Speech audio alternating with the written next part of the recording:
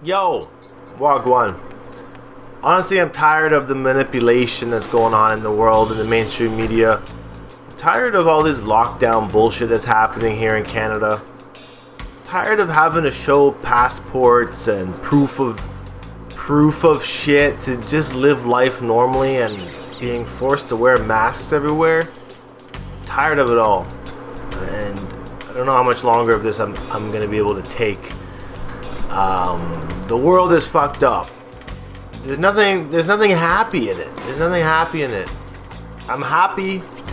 The happiest part about it is that I have you guys here in Not Nation as a family that is at least able to be like-minded for the most part. I know not everybody is going to think the same way on this channel, but the majority of you dreadheads out there stand in the same position of not putting poison in our system that the governments are trying to mandate on us. And I thank you guys for that, and we just gotta stay strong and keep on standing our fight and live in the likelihood of Bob Marley and be rebels and stand up for our rights and our freedoms, because this oppression is fucking brutal. So to lighten the mood today, I'm going to react to my favorite loctician.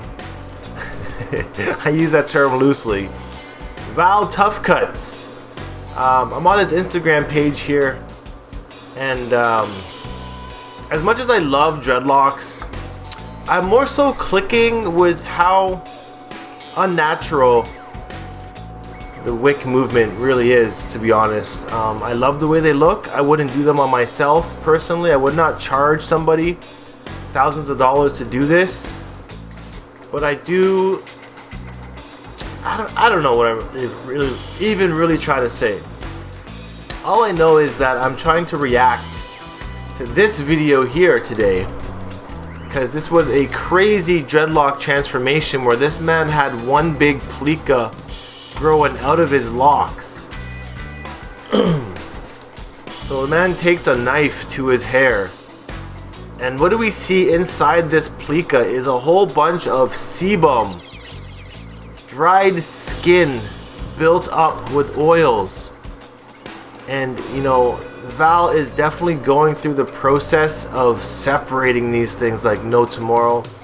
One thing I've learned is it's best to separate from the root out. Now I know he's not doing this on every single lock, but it is best to do it from the root. It is crazy the amount of buildup that he's got in his hair right here.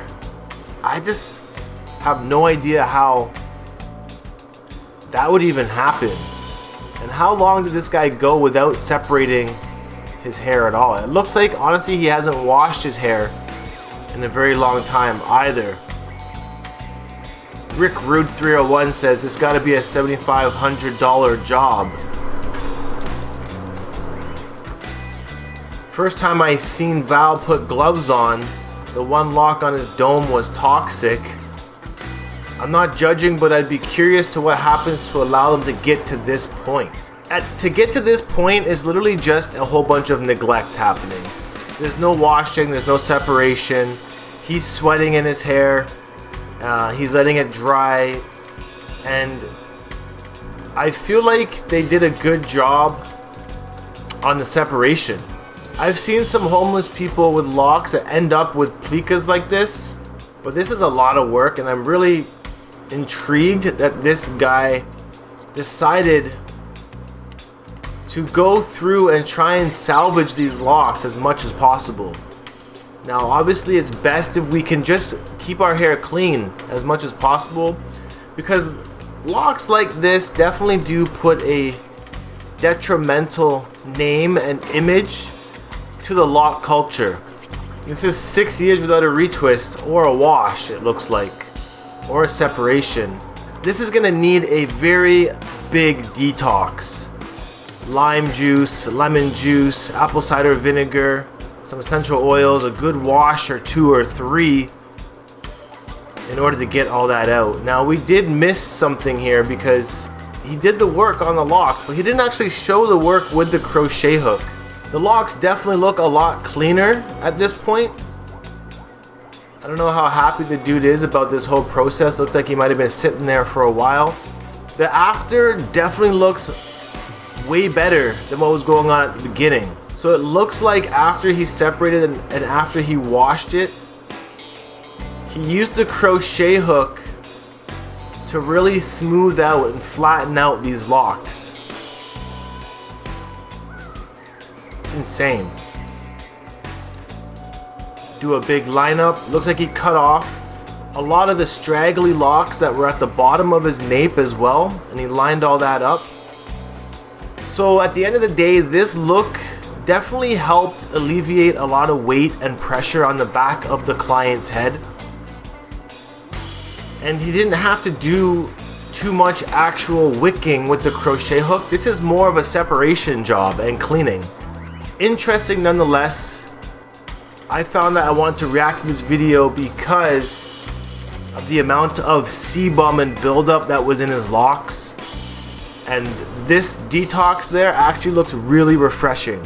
So once again, big ups to Val for doing this thing. Crazy.